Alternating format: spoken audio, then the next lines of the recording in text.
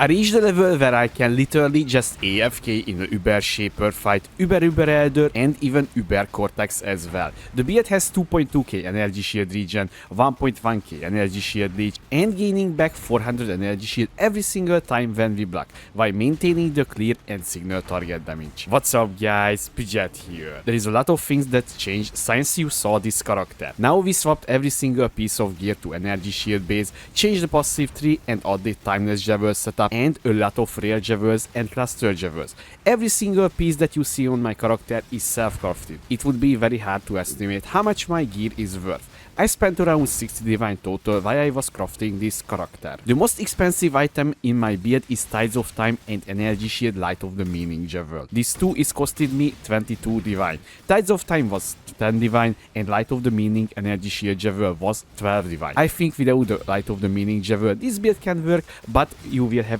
way less energy shield, and if your goal is just face tank Uber bosses or just AFK in the Uber boss fights, you cannot skip it. But if you just want to like farm normal maps or just blessed maps, you can just skip this javel. As I mentioned, I changed a lot of items. Literally you will not see the same gear anymore that in my previous character. So the one is still, guys, we're using the full-born toolborn one with +3 to cold spell skills, and that is enabling us to have level 24 winter orb, so that is shooting out now 4 projectile instead of 3, so that's why we're still using this one. And the other one is that is still in the gear, that is the anathema, and basically that is why we can have that much curse, and this is improving our damage significantly and also our survivability as well, while also providing us a lot of cast speed. Now the new gear, guys, I want to start with the Unix. So first thing first, the Ralakesh Impatient boots with frenzy charges. As you can see here, I have the frenzy charge version, not the power charge version, and this is providing us the corrupted blood cannot be inflicted on you, and basically that is just, you know, purchasing it and basically you good to go. And this is how I was doing it. So this was honestly almost the most cheapest version, honestly, and it's kind of crazy. The frenzy charge version is so cheap if you compare it to the power charge one. Another unique is the Tides of Time one. I purchased the shiny one because this just popped up on my trade search. So basically I paid for that one 10 divine because we need this line, guys. Utility flasks gain free charge every 3 seconds. This is the most important line on this belt. None of the other ones is matters and at all, because you're not using Mana Flask or Life Flask, and also the recovery is also not matters for us on this unit. So for this belt you need to fix your flash charge gain. And how are we sustaining the flasks in the hideout? So because if you was paying attention, we can sustain pretty damn easily these flasks even in my hideout via just standing still. So you need the free flash charge gain every 3 seconds. You need the body armor implicit, flask gain a charge every 3 seconds, and also charge recovery on the flasks, very important. And also on the passive tree we need for this one the fasting, so we getting increased flash charge gain, and basically this is how we can have 100% uptime on these flasks and never dropping off or any of them.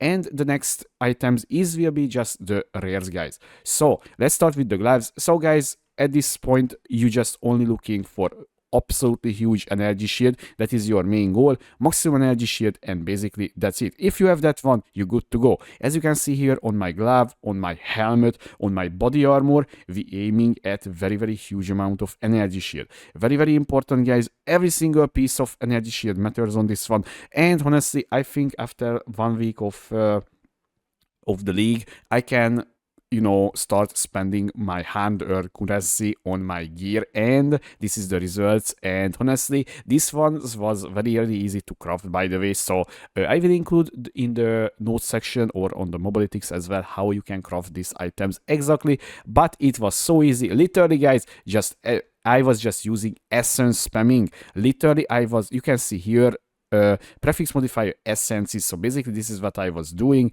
I was just spamming essence on this one, spamming essence on this one, and on this one as well. And this is how I landed on this body armors, because dense fossil is kind of expensive as well in this league. And also I was not using, that is the crazy part, guys, you don't need to use the crafting mechanic from the league.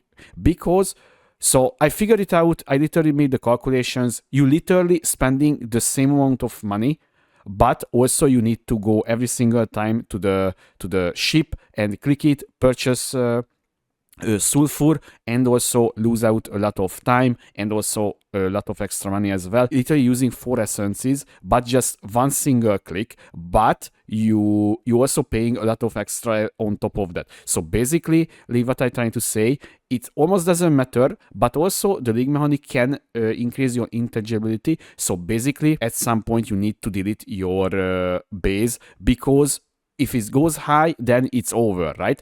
And I was wanted to maybe, you know, finish up my body armor with the league mechanic crafting. So that's why I was just spamming essences, and then when I was needed, I was just finished up with league mechanic on the ship. And for instance, on this body armor, I was just using the tailoring ore because I wanted the explicit defense modifier magnitude increase, and that's how I was doing that. As you can see on my helmet, I was not even needed to use that, and also my glove was needed a little bit touch. The next one is, guys, the ring. The ring is also self-crafted, guys. Very, very important on this ring. So basically, guys, you will need increased mana regeneration rate roll. I'm not kidding you. You need it, because if you're looking at, I can just stand still in my hideout and hold down my winter orb. Even if you just holding down for a very long time, I running out. But because how it works, the snapshotting mechanic, basically when you seeing your mana dropping significantly, you just stopping casting for a second, and then you good to go, and you will have enough mana regen. And also you will have enough mana regen when all of your curses is starting triggering with your Arcanist brand. So that is why it's very, very important. And also channeling skill has less mana cost as well. Very important mod as well, guys, on this one. And the amulet, guys, it's so the build is needed a lot of dexterity. You can see here this amulet is providing me 89 dexterity on its own, and also I have dexterity on my ring as well. So basically that is very, very crucial for this build. And what you're looking on here, dexterity and crit multi and maximum energy shield, and I was lucky with the elemental resistance roll, and I was anointed arcane focus because I was wanted to able to AFK in the Uber boss fights, and this is providing us a lot of energy shield, literally like 500. So that's why I'm using this one, and that's why I'm not using a damage oriented one. But once again, if you're just doing like normal content, then you can just use a damaging anointment. Don't worry about that. I was just wanted to see if this build can face tank Uber bosses or not. And the last piece of gear, guys, is the shield, the most important one. So guys, we're looking on this one, increase chance to block. So this is with an essence. This is from an essence mod. And also we're looking on the suffix shaper mod, that is recover 5% of your energy shield when you block. Absolutely important. This 2 mod is the most important one that you're doing. We're using all of the free elemental resistance flask, as you can see, because this is improving our resistances 81, 81, 82, and that is very important, especially you want to face tank Ubers, because many Ubers has very, very dangerous elemental damage attacks that you need to reuse. And very important, every single flask needs to be increased charge recovery. And also the following mods, it doesn't matter which one on which, just only need on this free flask. First, spell damage leached as energy shield during effect. This is how we leeching energy shield. The other mod that you're looking is the chance to avoid being stunned. Other mod that you're looking for is the additional elemental resistance during effect. And basically this free mod needs to be present on this one once again. And the next one is the sulfur flask, guys. So this is just for the boss fights. You don't need to use this one on normal mapping. You will want like onslaught flask, or if you want the Vine of the Prophet unique flask. And the mod on this one, you're looking charge recovery and regenerate 3 life per second during effect, because by the way, guys, we're using the Zealot's Oath, so that's why we can benefit all of the life regeneration and all of the golem buffs. That's why this build standing still has 1.1k regen currently, but when the sulfur flask turn on, it has 2.1k easily. And on the diamond flask, guys, you want increased critical chance and also gain a flash charge when you deal a critical strike. So basically this is how you can do that. And this will have 100% uptime in a boss fight because Tides of Time combination, and when you deal a critical strike, you will deal always a critical strike, by the way, because this build has 100% crit.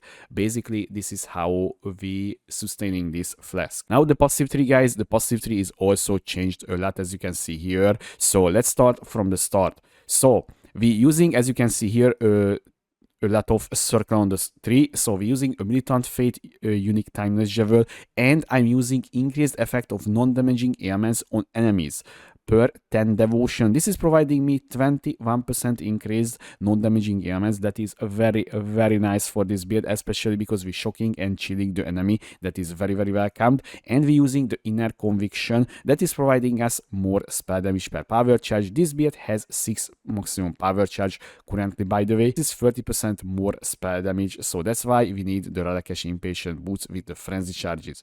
And the next unique Javel is the Light of the Meaning Javel, as you can see here. And this is providing me a lot of energy shield, as you can see here, 1k energy shield. So that is a lot of energy shield. But once again, guys, if you don't want to purchase this one or it's expensive, you can just drop it, although your tonkiness will go down significantly. Very important, guys. Keep in mind, if you don't have that one, do not even attempt like AFK in the Uber boss fights. You will not die to it, but while you're trying to AFK, you will maybe die.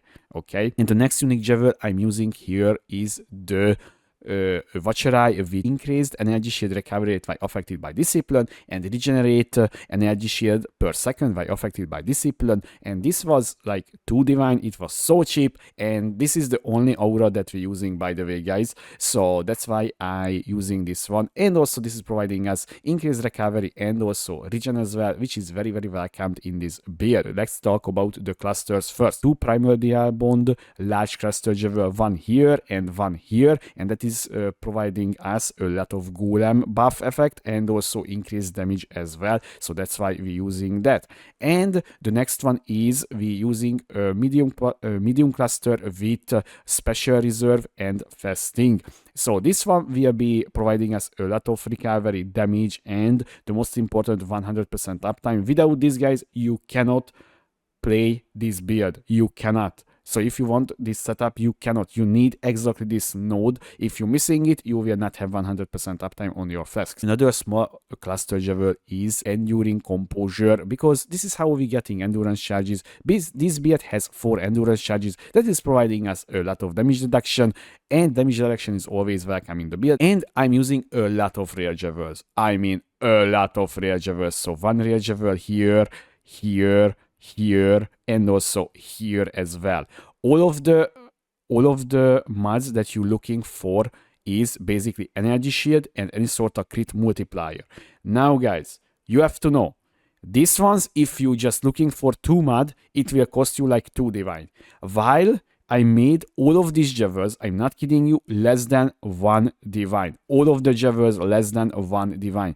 Alteration spamming till you hitting energy shield or crit multi, and basically using the league mechanic, slamming it, regaling it, and basically that's how I got it. I got literally, I think this could cost like 10 divine or even more to just sell it on the market. So basically, if you want, you can make profit out of this one as well. But this is so easy to craft, guys, with the league mechanic and also with alteration spamming. Ascendancy not changed. Liege of the Primordial, Shaper of Storms, Mastermind of Discord, and Heart of Destruction.